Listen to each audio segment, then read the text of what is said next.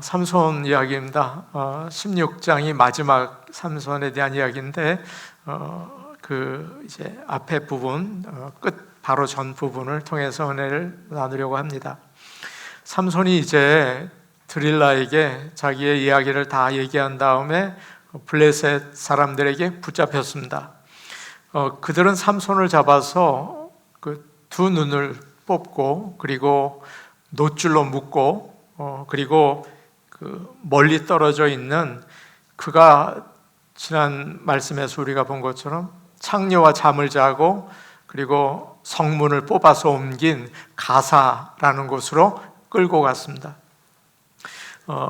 그리고 아직도 사무엘이 무서웠는지 놋줄로 묶고 감옥에 넣고, 말씀을 보니까 맷돌을 돌리게 했다. 그 짐승이 하는 거잖아요. 힘이 세니까 그걸 돌리게 했다라고 되어 있어요. 블레셋 사람들의 곡식을 갈게 한 거죠. 삼손은 우리가 아는 것처럼 이스라엘의 사사고 하나님께서 엄마 뱃속에서부터 선택한 사람입니다. 그런데 너무 마음이 아프죠. 어떻게 이렇게 됐는지 부끄럽고 속상한 모습을 볼 수가 있어요. 오늘 말씀, 우리가 읽은 말씀 중에서 21절과 22절을 한번 볼게요. 거기서 여러분이 눈에 띄는 말씀이 있을 겁니다. 21절, 22절입니다. 시작. 블레셋 사람들이 그를 붙잡아 그의 눈을 빼고 끌고 가사에 내려가 놋줄로 매고 그에게 옥에서 맷돌을 돌리게 하였더라. 그의 머리털이 밀린 후에 다시 자라기 시작하니라. 21절 말씀에서 여러분 특별히 눈에 와닿는 부분이 어디가 있습니까? 저는 보니까 그의 눈을 빼고, 이 부분이에요. 정말 마음이 아프더라고요. 삼손은 눈을 잃었습니다. 그런데 그 과정이 여러분 한번 상상해 보세요. 얼마나 끔찍했겠습니까? 영화 같은데 그런 모습이 나오지 않아요? 정말 보기가 힘들죠. 칼로 눈을 빼는 거예요. 비명을 지르고 피가 나오고 그러지 않았겠습니까? 눈에는 시커먼 구멍이 생기고, 거기서 피가 흘러서 아마 얼굴은 그 피로 범벅이 되었을 것입니다. 아마도 삼손은 자기의 힘이 어디에서 나오는지 그 비밀을 드릴라한테 이야기를 하면, 그래, 내가 잡히겠지, 그 정도는 생각을 했을 거예요. 아마 머리가 잘리겠지 생각을 했을 거예요. 그런데 눈이 뽑힐이라는 생각을 못했을 거예요. 그건 심한 거 아닙니까?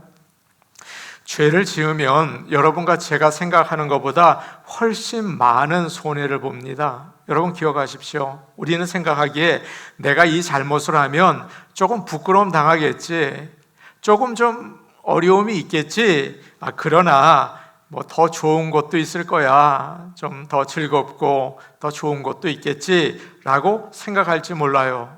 여러분 어떻습니까? 그런데 그 정도가 더 심하다고요. 얼마나 끔찍하고 무서운 결과가 있는지 모릅니다. 삼손은 머리털이 잘리고 주님이 주시는 능력을 잃었죠. 그 정도가 아니에요. 오늘 말씀을 보니까 어떻게 됐어요? 두 눈이 뽑혔습니다. 정말 힘든 일이에요. 예수님께서 이런 말씀하셨어요. 내 오른쪽 눈이 죄를 짓거든 그 눈을 빼어 버리라. 주님이 말씀하셨습니다. 온 몸이 지옥에 던져지는 것보다 몸의 한 부분을 잃는 게 낫다. 어떻게 그런 말씀을 하세요? 너무 힘든 말씀이죠. 삼손의 인생에서 우리가 쭉 보셔서 알겠지만 가장 문제가 그의 몸 중에 어디였습니까? 눈이었어요. 그게 그 사람에게 가장 큰 문제였어요. 자기가 보기에 좋은 대로 했죠. 아름다운 여자를 보면 절제하거나 주저하지 않고 정욕을 따라서 갔습니다. 그런데 이제 하나님께서 눈을 잃게 하신 거예요. 삼손이 처음부터 예수님의 말씀처럼 영적으로 눈을 잃은 것처럼, 눈을 빼어낸 것처럼 행동했다면 여러분 어땠을까요? 얘기는 달라졌겠죠. 그러면 이렇게 육신의 눈이 뽑히는 일을 당하지 않지 않았겠습니까? 다윗은 새벽을 깨우면서 비파와 수금으로 하나님을 찬양하고 기도한 사람이죠. 대단한 사람입니다. 그런데 어느 날 그가 왕궁 옥상을 거닐다가 한 여인이 목욕하는 것을 보았습니다. 너무나 아름다워 보였다. 그 말씀에 2번이나 보았다는 말이 나오더군요. 그래서 그는 밧세바와 간음을 하게 돼요. 그가 범한 죄의 첫 번째 단계는 어디서부터 시작이 됩니까? 눈이죠. 눈에서 시작이 돼요. 하나님이 우리에게 하지 말라고 하시는 것이 있다면 우리는 돌아서야 합니다. 보지 말아야 돼요. 우리가 그것을 바라보고 우리 마음에 그 다음 단계에 욕심이 생기면 불타오르게 됩니다. 죄로 달려가게 되기 때문이죠. 자기 마음대로 하는 거예요. 오늘날 우리에게는 TV가 하루 종일 돌아가고 있어요. 또 계속 인터넷을 보고 있어요. 영화도 또 봐요. 우리의 눈을 자극하는 것이 굉장히 많습니다. 우상을 섬기는 욕심이 생기죠. 야, 저거 정말 멋있는데 나도 한번 가져야겠다. 성적인 생각도 되죠. 불타오르게 해요. 그래서 이사야 선지자가 오늘 아침에 우리에게 이렇게 권면하고 있어요. 이사야 33장 15절과 16절 말씀인데 너무 좋은 말씀입니다. 우리 같이 보겠습니다. 시작. 오직 공의롭게 행하는 자, 정직히 말하는 자, 토색한 재물을 가증히 여기는 자, 손을 흔들어 뇌물을 받지 아니하는 자, 귀를 막아 피 흘리려는 꾀를 듣지 아니하는 자, 그 다음에 눈을 감아 악을 보지 아니하는 자, 그는 높은 곳에 거하리니 견고한 바위가 그의 요새가 되며 그의 양식을 공급되고 그의 물은 끊어지지 아니하리라. 아멘입니다. 죄는 처음에 사람들에게 올 때 눈을 통해서 왔습니다. 하와가 처음 죄를 지을 때 여자가 나무를 본즉 이렇게 시작이 돼요. 지금도 사탄이 유혹을 할 때 가장 좋은 통로는 바로 눈입니다. 그래서 보는 것을 조심해야겠죠. 반짝거리는 거 이게 좀 조심해야 합니다. 번쩍번쩍 이건 더 조심하셔야 됩니다. 자꾸 쳐다보면 유혹을 받아요. 다윗은 실수한 다음에 이렇게 글을 쓰고 있어요. 내 눈을 돌이켜 허탄한 것을 보지 말게 하시고 주의 길에서 나를 살아나게 하소서. 하나님, 내 눈을 감기게 하소서. 그러지 않아요? 뭐라고 합니까? 나를 돌아서게 하옵소서. 우리는 눈을 뜨고 세상을 볼 수밖에 없습니다. 그러면서 필요한 것도 보고 재밌는 것도 보고 그래야겠죠? 그러면서 우리는 죄를 짓기가 쉬워요. 모두 금방 사라지는 것들입니다. 우리의 눈을 돌려서 영원한 것을 먼저 바라보실 수 있기를 축복합니다. 하나님을 바라보는 오늘 이 시간이 되기를 원하고 하나님의 말씀을 보실 수 있는 영의 눈이 열려지기를 축복합니다. 소돔과 고모라에 불이 떨어져서 망하는 날 롯의 가족이 도망을 칩니다. 천사가 얘기를 해요. 빨리 가자고, 꾸물거리지 말라고, 이거 중요하다고 얘기를 합니다. 집도 있고 비즈니스도 있고 아이들 다니는 학교도 있고 이웃도 있고 물질도 다 있어요. 즐거움도 있어요. 그런데 그 천사가 얘기해요. 미련을 두면 안 된다고, 빨리 가라고, 돌아보면 안 된다고 얘기를 하죠. 그런데 아무래도 그 여자가 살림도 있고 하니까 살짝 돌아봤어요. 롯의 아내가 어떻게 됐습니까? 소금 기둥이 됐어요. 꼼짝도 못하게 됐어요. 우리가 부르는 찬양이 있습니다. 저는 그 찬양이 너무 쉬운 찬양이지만 늘 묵상하고 부릅니다. 주님 뜻대로 살기로 했네. 주님 뜻대로 살기로 했네. 주님 뜻대로 살기로 했네. 뒤돌아서지 않겠네.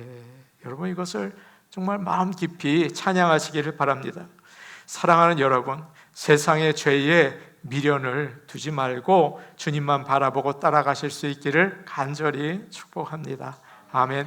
22절 말씀이 필요 없는 말씀 같은데 너무 중요한 말씀이에요. 22절 말씀이 이게 왜 나왔나? 우리 한번 22절 말씀을 같이 볼까요? 시작. 그의 머리털이 밀린 후에 다시 자라기 시작하니라. 삼손이 하루하루가 고통스러웠을 것입니다. 손과 발이 놋사슬에 묶여있죠. 얼마나 아팠을까요? 얼마나 움직이기 어려웠을까요? 그리고 매일 맷돌을 돌려야 하는데 이게 소가 돌리는 거 아닙니까? 이거 자기가 어떻게 돌려요? 힘들었겠죠. 그런데 갑자기 이 말이 나오는 거예요. 우리 다시 한번 읽어봤으면 좋겠어요. 시작. 그의 머리털이 밀린 후에 다시 자라기 시작하니라.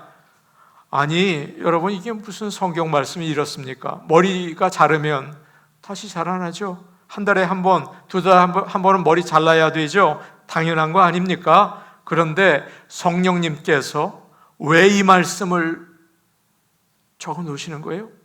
여러분, 이상하지 않습니까? 그의 머리털이 밀린 후에 다시 자라기 시작하니라.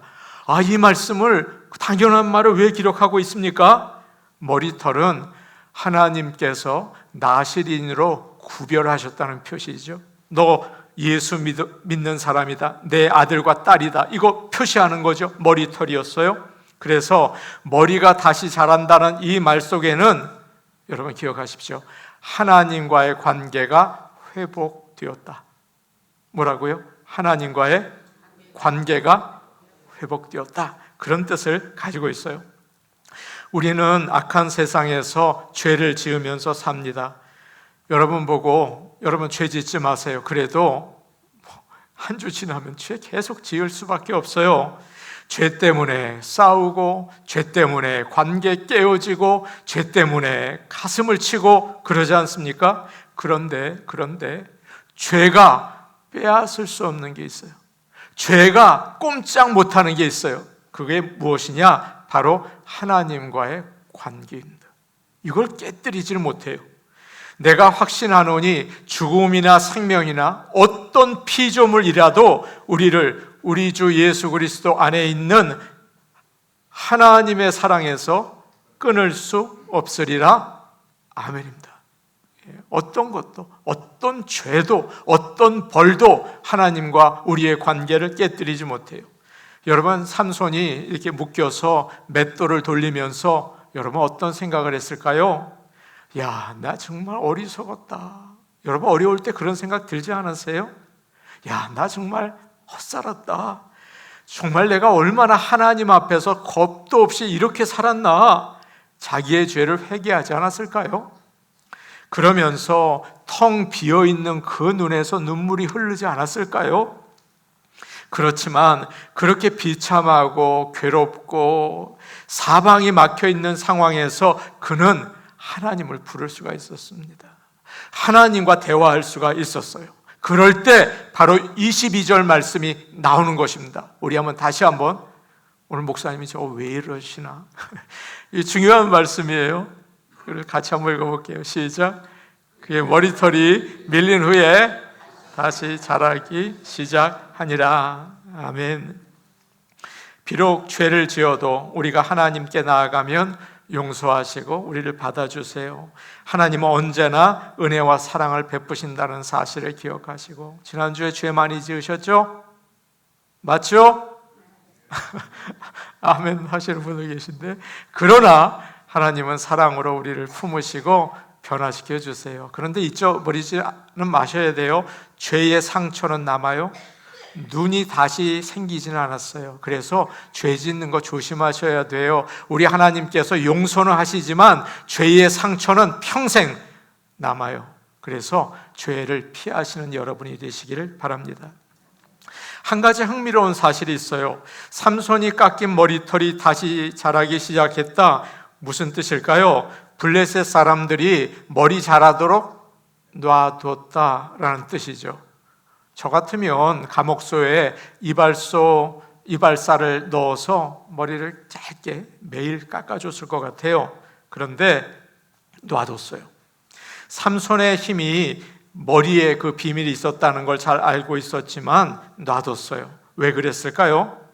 블레셋 사람들은 자기들의 신이, 삼손이 믿는 하나님의 신보다 세다고 생각했어요. 우리가 이겼다. 이제부터는 삼손에게 힘을 주는 하나님이 꼼짝 못한다. 우리의 다곤이 세다라고 생각을 했죠. 두 번째로 그들이 믿는 다곤, 몰렉, 바알 신들은 죄를 지으면 반드시 대가를 지불한다고 이야기를 했어요. 여러분, 힌두교 거기서는 용서가 없습니다. 여러분이 살면서 지은 죄의 대가를 지금 받기도 하고 다음 인생에 받기도 해요. 그렇죠? 그래서 이제 삼손은 벌을 받고 있으니까 모든 게 끝났다, 가능성이 없어 라고 판단을 한 것입니다. 다곤도 그렇고 몰렉도 그렇고 바알도 그래요. 그러나 그들은 이스라엘이 믿고 있는 여호와 하나님이 누구이신지를 몰랐어요. 사랑하는 여러분, 이스라엘 백성들이 믿고 있는 여호와 하나님이 어떤 분이신지 알기를 축복합니다. 그 하나님은 죄를 짓고 넘어져도 용서하시고 다시 일으켜 세우시는 하나님이세요. 그 하나님을 믿고 기도하시기를 바랍니다. 내 인생이 다 망가졌는데요, 여기까지 아무 변화가 없는데요, 아니요, 우리 하나님은 다시 일으켜 세우시는 은혜의 하나님이세요. 그래서 사람들은 누가 잘못을 하면 좀 망했다, 하나님이 벌을 내리셨다, 끝났다 라고 생각을 하죠. 그러나 여러분, 함부로 다른 사람들을 판단하고 이야기하면 안 됩니다. 우리 하나님은 언제나 은혜의 하나님이시고 다시 일으키시는 하나님이시기 때문입니다. 요나는 하나님께서 니느웨 성에 보내신 선지자입니다. 그런데 그가 이상하게도 니느웨가 망하기를 원한 거예요. 처음부터 하나님 말씀을 그곳에 가서 전하고 싶지도 않았고, 오히려 하나님께서 용서해 주실까 봐 걱정이 많이 됐습니다. 저들은 아수르 사람들입니다. 우리 민족에게 너무나 나쁜 짓을 많이 한 사람입니다. 하나님 용서해 주지 마세요 라고 원했던 자죠. 어떻게 합니까? 니느웨 성 밖에서 텐트를 치고 어디 한번 망하나 보자, 그거 바라보고 있었어요. 그런데 하나님께서 뭐라고 하십니까? 저 성에는 좌우를 분별하지 못하는 사람들이 12만 명이나 있고 가축들도 많지 않냐? 내가 어떻게 저 성을 아끼지 않겠느냐라고 말씀하시는 여호와 하나님이세요. 하나님은 이런 분이십니다. 우리가 죄가 너무 많아서 주 앞에 나가기 어렵지만 하나님은 사랑이 많으셔서 우리가 죄를 고백할 때 용서하시고 하나님과의 관계가 회복되게 하십니다. 그래서 22절 말씀, 그의 머리털이 밀린 후에 어떻게 됐다고요? 다시 자라기 시작하니라. 사랑하는 여러분, 믿음이 주 안에서 다시 자라나는 우리 좋은 나무 교회 성도들이 되시기를 축복합니다. 믿음이 잘 자라서 하나님이 기뻐하시는 우리 교회가 되기를 간절히 원합니다. 어느 권사님이 목사님에게 신방 부탁을 했어요. 아들이 아프대요. 그래서 그 집에 갔어요. 아들이 몸에 기부스를 하고 누워있어요. 그 아들은 23살이 됐는데 자꾸 남의 물건을 훔치는 이 습관이 있습니다. 권사님이 젊었을 때 길을 가다가 버려진 아기를 데려다가 키우게 됐어요. 바로 이 아들이에요. 그런데 23살이나 됐는데 자꾸 도벽이 있어서 물건을 훔치는 거예요. 어느 날 은행에 가서 돈을 훔치다가 경찰이, 무슨 경찰이라고 합니까? 청원 경찰이라고 하나? 그 쫓아오니까 3층에서 뛰어내려서 허리랑 다리가 다 부러졌어요. 집에서 이게 누워있는 거예요. 병원에서의 치료를 받고 누워있는 거예요. 보험 혜택이 안 된대요. 이런 짓을 하다가 다쳤기 때문에. 그래서 병원비가 1,700만 원 나왔답니다. 가난한 권사님이 빚을 내서 치료비를 내고 데리고 왔어요. 목사님에게 기도해 달라고 했어요. 목사님이 기도를 했어요. 그리고 집에서 나오려고 하는데 권사님이 말씀하시더래요. 목사님, 저 자식이 인간이 되겠습니까? 저 자식이 인간이 되겠습니까? 새 인간이 되겠습니까? 권사님이 그러시더래요. 목사님 대답을 했어요. 하나님이 살아계세요. 되고 말고요 라고 하고 나오셨대요. 자기가 낳은 자식도 아닌데 버리지 못하고 돈 다 대주고 치료해주는 그 권사님을 보고서 목사님이 하나님을 생각했대요. 하나님께서 우리를, 이렇게 못난 우리를, 이렇게 매일 죄 가운데서 헐떡거리는 우리를 사랑하시고 붙잡아 주시는 하나님이 생각이 나더래요. 사랑하는 여러분, 하나님께서는 삼손이 너무 웃기게 놀지 않았습니까? 형편없는 인생을 살지 않았습니까? 이제는 두 눈이 뽑히고 쇠사슬에 묶이고 감옥에 갇혀서 맷돌을 돌리는데 우리 하나님께서는 다시 그 아들을 붙잡기 시작하셨어요. 다시 세워주기 시작하셨습니다. 하나님은 상한 갈대를 꺾지 않으시고 꺼져가는 등불을 끄지 않으시는 분이시죠. 그 사랑의 하나님을 바라보실 수 있기를 원합니다. 주님은 말씀하셨어요. 아버지께서 내게 주시는 자는 다 내게로 올 것이요 내게로 오는 자는 결코 내쫓지 아니하신다 말씀하셨습니다. 오늘 여러분 잘 오셨어요. 잘 오셨어요. 정말 하나님께서, 예수님께서 사랑으로 위로하시고 격려하시고 은혜와 복을 주실 줄로 믿습니다. 복을 받는 이 시간 되기를 바랍니다. 예배 드리는 시간에 복 받는 줄로 저는 믿습니다. 그래서 우리를 다시 하나님과의 관계를 회복시켜 주십니다. 23절 말씀 우리 같이 보겠습니다. 23절 말씀입니다. 함께 보십니다. 시작. 블레셋 사람의 방백들이 이르되 우리의 신이 우리 원수 삼손을 우리 손에 넘겨주었다 하고 다 모여 그들의 신 다곤에게 큰 제사를 드리고 즐거워하고, 블레셋 지도자들이 그들의 신 뭐라고요? 다곤에게 우리 제사를 드리자. 그래서 이제 모였어요. 그러면서 우리의 신이 원수 삼손을 우리에게 넘겨주었다. 예배드리자. 그렇게 된 거죠. 백성들도 24절을 보면 이렇게 말하고 있습니다. 그 신을 찬양하면서 이놈이 삼손이죠. 우리 밭을 다 망쳐놓고 우리 백성을 많이 죽였다.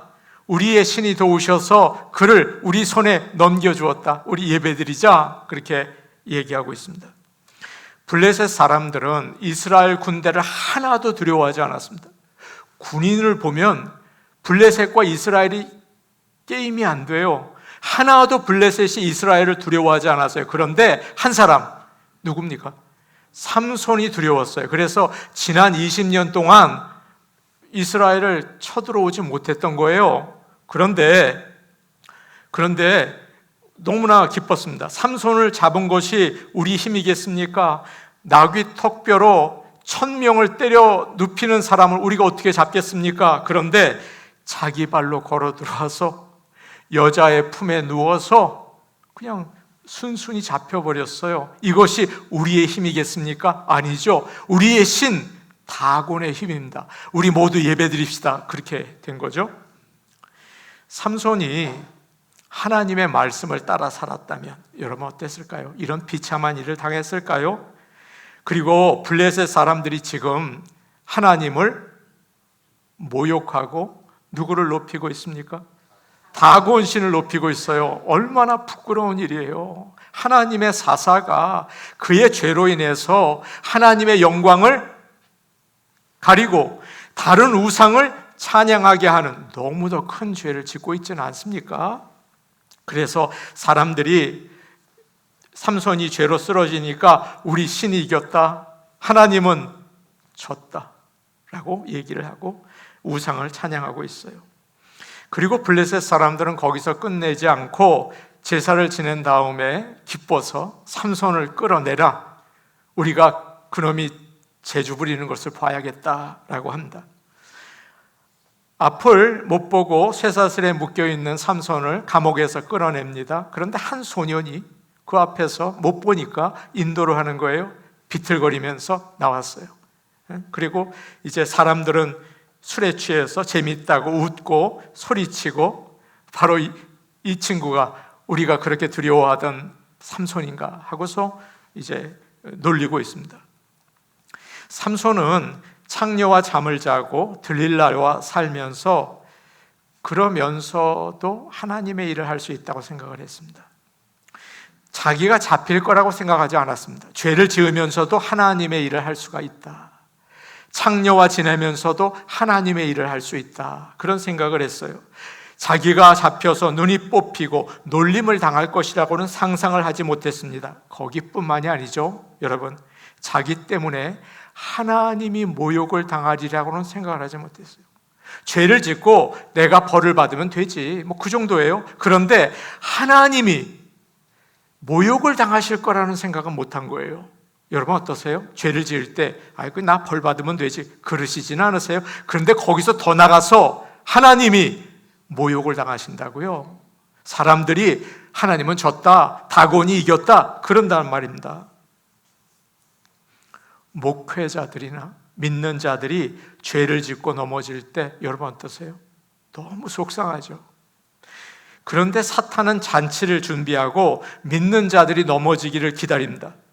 믿지 않는 사람들은 작은 일이라도 일어나면 그걸 가지고 교회 손가락질해요. 제가 신문을 보니까 목사가 어떻게 했더라, 이것은 아주 크게 나더라고요.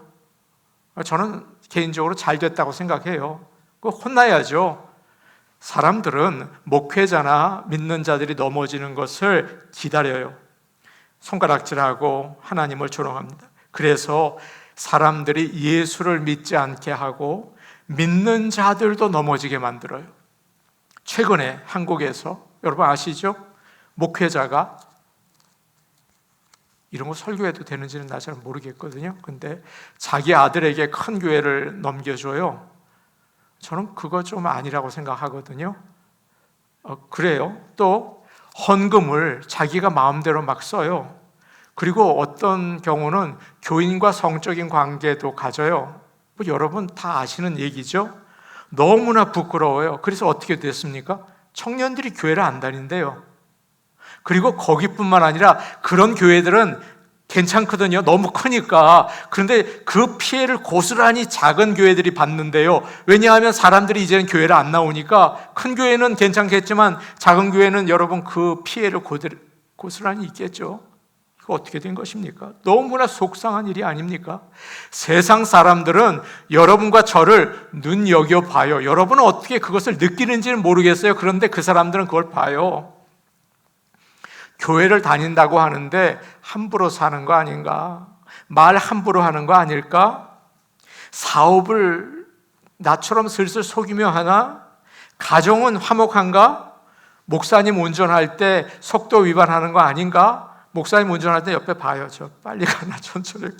목사님이 혹시 신호등 어기는 거 아닌가? 목사님이 거짓말하는 거 아닐까? 하고 이렇게 귀 기울여서 봐요. 목사님이 헌금 함부로 쓰는 거 아닐까? 다 봐요. 우리 교회는 안 볼지 모르겠지만 다 봐요. 다 봐요. 자세히 봐요. 우리는 조심해야 됩니다. 내가 걸릴까 봐요? 아니요. 마귀가 기뻐서 잔치하고 하나님의 영광을 가릴까 봐 조심해야 되는 거예요. 이게 더 큰 죄 아닙니까? 꼭 기억하셔야 됩니다. 그리고 목회자들을 위해서, 성도들을 위해서, 교회를 위해서 넘어지지 않기 위해서 우리 꼭 기도해야 합니다. 내 기도만 하면 안 되는 것입니다. 목회자를 위해서, 교회를 위해서, 성도들 넘어지지 않고 주의 길을 갈 수 있게 하여 주옵소서 기도해야겠죠. 그래서 저는 저를 위해서 좀 기도해 달라고 여러분께 새벽 예배 때 말씀을 드리죠. 여러분 기억하시고 꼭 기도해 주시기를 간절히 부탁드립니다. 제가 절제하지 못하고 실수를 하면 개인 실수가 아니잖아요. 제가 실수하면 개인 실수입니까? 이거 순식간에 퍼져나가겠죠. 그래서 성도들 상처 다 주고 나 이제 교회 안 다녀. 최 목사님이 저러다니 나는 정말 믿었어. 배신감 느끼지 않겠습니까? 나 교회 안 다녀. 하나님의 영광을 가리고 그렇게 될 거예요. 여러분 기도해 주셔야 돼요. 우리 모두를 위해서 기도해서 하나님의 영광이 드러나는 교회가 되기를 간절히 원합니다. 아멘. 예, 베드로전서 3장 16절 말씀 우리 같이 보겠습니다. 베드로전서 3장 16절 말씀 우리 같이 보겠습니다. 함께 읽겠습니다. 시작. 선한 양심을 가지라. 이는 그리스도 안에 있는 너희의 선행을 욕하는 자들로 그 비방하는 일에 부끄러움을 당하게 하려 함이라. 믿는 자들은 여러분 기억하십시오. 세상 사람들의 타겟이에요. 관심의 대상이에요. 공격의 대상입니다. 때로는 우리가 억울하게 비난을 받기도 해요. 그런데 변호를 한다고 되는 게 아닌 거 아시죠? 그럴 때 선한 양심을 가지고, 베드로전서 3장 16절에 나오는 선한 양심을 가지고 우리 자신을 돌아봐야 합니다. 선한 양심은 사람들 앞에서의 양심이 아니라 하나님 앞에서의 양심이에요. 믿는 자만이 할 수 있는 양심이죠. 그래서 순수하게 하나님 말씀을 따라 내가 살고 있나? 정말 나는 이중적인 인간은 아닌가 돌아봐야 하는 것입니다. 세상 사람들이 너 크리스천이지, 하나님 믿는다며, 근데 돈은 왜 이렇게 좋아하고 술은 왜 이렇게 마시는 거야? 너 위선자야? 그럽니다. 그러다가 자세히 보고서 아니구나, 정말 하나님을 믿는 사람이구나, 내가 오해했네, 정말 미안해 라고 부끄러움을 당하게 하라 라고 얘기하고 있습니다. 교회는 세상 사람들이 부끄러워하게 만들어야 합니다.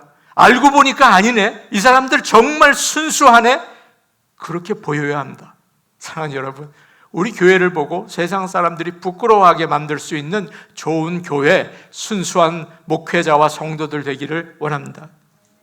한국 사람들이 가장 좋아하는 시 중에 하나가 윤동주의 서시라고 해요.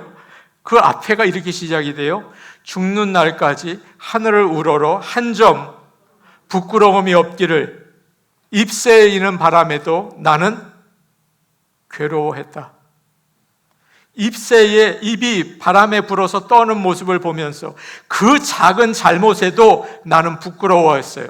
그 작은 사소한 잘못에도 나는 괴로워했어요. 선한 양심 아닙니까? 우리는 예수를 오래 믿다가 이제는 부끄러운 것도 모르고, 이제는 내 마음대로 살면서도 하나님 앞에 부끄러운 것도 모르고 그러지는 않습니까? 우리 자신을 돌아보는 아침이 되기를 원합니다. 손해를 보더라도 힘들어도 주님을 따라가야지. 내가 좀 손해봐도, 내가 좀 힘들어도 나 예수님 믿는 사람 아닌가, 하나님의 아들, 하나님의 딸이 아닌가, 그렇게 살아가시기를 축복합니다. 짤막한 얘기하고 말씀 마치겠습니다. 한국에서 예배 시간에 교회 부근에 주차를 한 교인과 그 주차 공간 그 주인이 나눈 문자 내용이에요. 그러니까 그 주변에 파킹을 한 교인과 그 파킹 공간을 소유하고 있는 주인 간의 문자 내용입니다. 차 좀 빼주세요. 제 주차 공간입니다. 예배 끝나면 빼드릴게요. 언제 끝나는데요? 30분 정도면 될 거예요. 이게 문자로 하는 거예요. 기다려주세요. 장난하세요? 예배는 중요하고 제 시간은 중요하지 않습니까? 또 이쪽에서 얘기해요. 본인 급하다고 예배 드리는 사람 차 빼달라는 게 말이 되나요? 저쪽에서 얘기해요. 제발 빼주세요. 정 급하면 택시 타고 가시면 되잖아요. 1시간 뒤에 교인이 문자를 보냈어요. 네가 내 차 가지고 갔어? 이 도둑아? 견인했다는 종이가 있을 텐데요. 내가 예배 끝나고 바로 빼준다고 30분만 기다려달라고 했잖아. 그게 그렇게 어려워? 사람의 탈을 쓴 사탄이네. 이 교인이 하는 말입니다. 그러니까 저쪽에서 주인이 얘기해요. 아줌마 같은 사람 때문에 교인이 욕먹는 거예요. 교회가 그렇게 가르쳐 주던가요? 지금 너 우리 교회 욕한 거야? 죄송합니다. 이렇게 막 주일 아침 얘기해서. 아줌마 욕한 거고요. 아줌마 때문에 교회까지 욕먹는 거예요. 이건 좀 만든 얘기 같아요. 제가 봤는데. 그러나 충분히 일어날 수 있는 얘기예요. 그렇죠? 우리가 주변에서 흔히 일어날 수 있는 얘기예요. 교인들이 예배 중이라도 나와서 차를 빼고 죄송합니다 라고 얘기해야 맞다고 저는 생각을 합니다. 사랑하는 여러분, 우리가 살면서 많은 죄를 지고 있습니다. 그러나 기억하십시오. 내 죄가 아니라 하나님의 영광을 가린다는 사실을 기억하십시오. 우리 교회가 통째로 매도되고 부끄러움을 당한다는 사실을 기억하십시오. 그래서 반듯하게 바람이 부는 그 잎새가 떠는 것처럼 부끄러워하고 조심하며 인생을 조심조심 잘 살아나가서 하나님께 사랑받는 모든 성도들이 되시기를 축복합니다. 아멘. 우리 같이 기도하겠습니다.